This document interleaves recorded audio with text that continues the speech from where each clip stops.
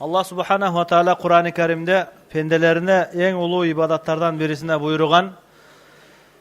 Sizler Allah'a dua kılgıla, Allah Taala alarda kabul kılat deb Allah Taala buyurgan.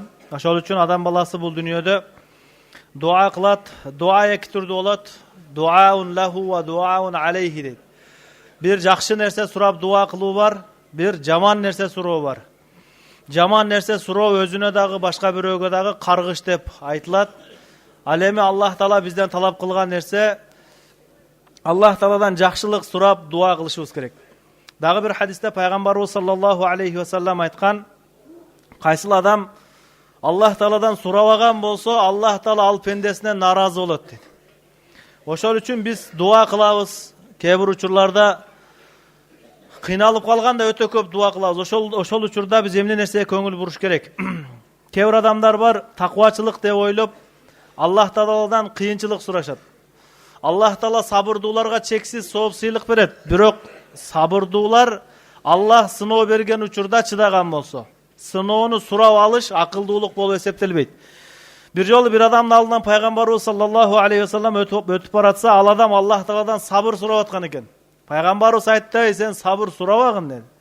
Себеби сабыр качан болот десе, кыйынчылык келгенден кийин. Анын мааниси кыйынчылык сураганга барабар да.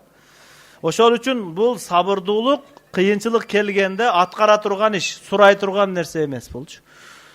Ошондой бир окуялардан бириси пайгамбарыбыз саллаллаху алейхи ва салламдын бир киши акыреттеги боло турган жазаамды бул дүйнөдө тездетип бергин деп дуа кылган экен. Ошол кишинин менен болгон пайгамбарыбыздын окуяларынан бириси. Анас ибн Малик радыйаллаху анху айтат: пайгамбарыбыз саллаллаху алейхи ва саллям бир кишинин алдына кирдиле. Ал адам кудум баякы канаттары жулунган чөжөдөй болуп, өтө бир бечара абалда жаткан экен да. Ошондой бир кыйын, оор абалда канаттары жулунган чөжө деген эми ал чөжө болгондугу кичинекей болгон, ал өзү бир кыйынчылык.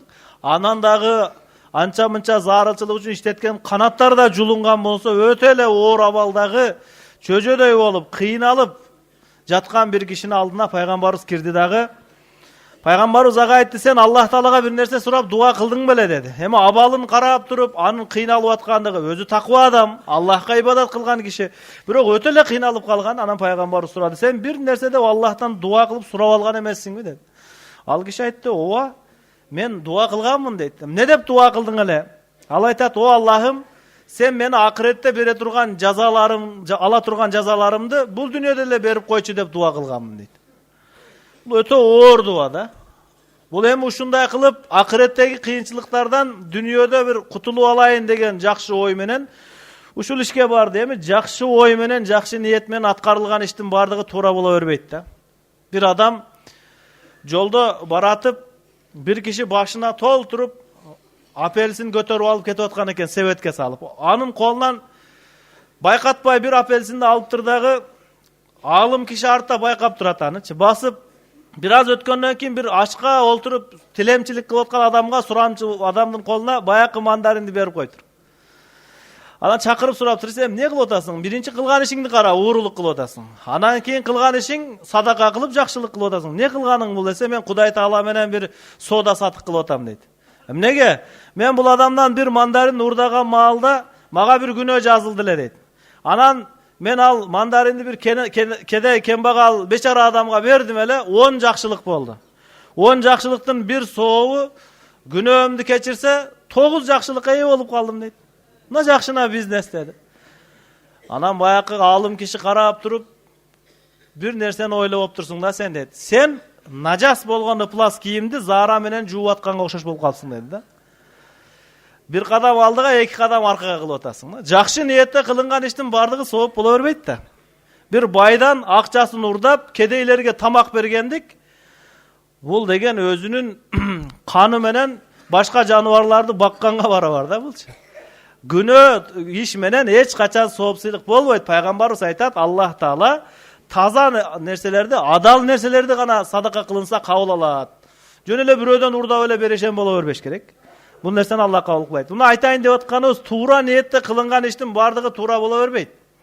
Ошондуктан Bul yerde Peygamber aleyhisselam surap atat, ey sen ne dep dua kıldın hele degende aytat, ya Allah, men akirette kanday jaza alışım kerek bolsa, oşonu bul dünyada ele berip koyçu, akirette kıynalbayın dep dua kılganmın dedi. Peygamberimiz sallallahu aleyhi ve sellem aytты, sen başka bir hadiste gelet, bu rivayatta jok eken, öte taң kalat da. Ey subhanallah, sen buga güçüň jetpeyt dedi. Ahiretteki azap dünyoga salıştırılbayt. Senin buga güçüň jetpeyt dep turup, anan Peygamberimiz üretip atat. Faqala lahun nabiyyu sallallahu aleyhi ve sellem, Allah kulta, sen moğontu aytsaň bolboyt bele. Allahumma atina fid dunya hasana. Allah bizge dünyoda da jakşylyk ber. Wa fil ahireti hasana. Ahirette dagı jakşylyk ber. Wa qina azaban nar. Bizde tozok otundan sakta dep ele dua kılsaň bolboybu dep. Hem biz suranyp atkan Allah Taala, ey birösün sura debeyt da bizdençi. Ekön suray beriňiz. Bul adam uşuntu oýlap kaldy da. Kebiler aytat go, dua kılıp hem çoň nerseni Allah'tan suraş kerek, hem mayda süýden nerse menen dagı Hudaýdy kyjalat kıla berbeş kerek deyit. Anday emes. Biz kiçinekey nerseni de kıla albaýbys, çoň nerseni de kıla albaýbys da. Jamgyr jadyrış bizdin kolubuzdan kelbegende ele, bir kiçinekey problemany işke bütürüp alyş da bizdin kolubuzdan kelbeyt da. Oşol üçin har bir uçurunda Allah Taala kayrılgan adam Allah'a jagat. Peygamber aleyhisselam aytdy, ey sen Allah'tan kenen suray ber. Bir jolu bir kişi geldi meçitke, dua kılıp atat, namaz okup. Ya Allah, maga ananki Muhammed Peygamber öközgele ırayım kılgın boldu dedi. Peygamberimiz aytdı dese, bunday kenen nerseni emne taraytasın deydi. Oşol üçün biz surap atkan Allah Taala al bizge okşaş emes al. Ahiretteki jakşylykty surasaň, anda bul dünýede kıynaýym debeyt bizdeçe. Ahiretti suraň, anı da beret, dünýöni suraň, anı da beret Allah Taala. Oşol üçün Allah Taala'dan suraganda eki önteň surap, anan kabir azabынан, tozok azabынан, ahiretteki bardyk azaplardan Allah Taala'nın saktosun tileş kerek. Anan uşulle duany ayttyk mına, Allah'ım maga dünýede de ahirette de jakşylyk ber dep dua kıldık. Anan bir adam üýünde olturgan bolsa, iştebese, aga akıl üretöz barıp alıp, iştebeysiňbi? Kişine tiricilik kılbaýsyňby? Ey men Allah Taala'dan dünýäniň jakşylygyn suragam dese aytasy da, ey dua kılgandan keyin hareket da kılış kerek da depçi. Emnege jarymyn albaýbys biz? Ahiretçi. Sen namaz okubaýsyňby desem, dua kılıp atabız deydi da. Namazyny okubaýsyňby? Duasyny kılıp namazyny oku. Bismillahny aytyp tamagyn jebegenge okşoş da bulç. Duasyny kılıp namazyny da okuş kerek. Ahirettin işin dua kılıp Allah'tan suragandan keyin aga bir amal jasap hareket da kılış kerek. Kanday ele dünýäni surap otursaň ele bolboýt, sebebini kılış kerek bolgondoy. Ahirettin dagı işin büyük beýişdegi darajalardy suragandan keyin otura berbey Allah Taala'dan umtulup hareket kılış kerek. Oşol üçün bul duany daim aytyp jüröbüz. Uşul duany bilbegen adam özü az ele bolsa kerek. Rabbana atina fid dunya hasana wa fil ahireti hasana wa qina azabannar. Allah maga dünýede dagı, ahirette dagı jakşylyk bergin, jana meni tozok otundan sakta. Ey Allah ekön aytyp atpaýby deyt da kebirler. Emi dünýäni dele kılıç kerek. Toora, dünýäni dele kılıç kerek, birok dünýäni ele kılıç kerek emes da. Ekön ayırması var. Oşol üçün bizge berilgen ömürden Allah Taala'dan tuğra bir jakşı paydalanyp aluny Allah'tan suranışыбыз kerek. Jana günöler üçün Allah'tan keçirim suraş kerek. Birok günö üçün alına turgan sazany, jazany bul dünýede berip koy dep suragandyk, bul akılsızlık bol kalat.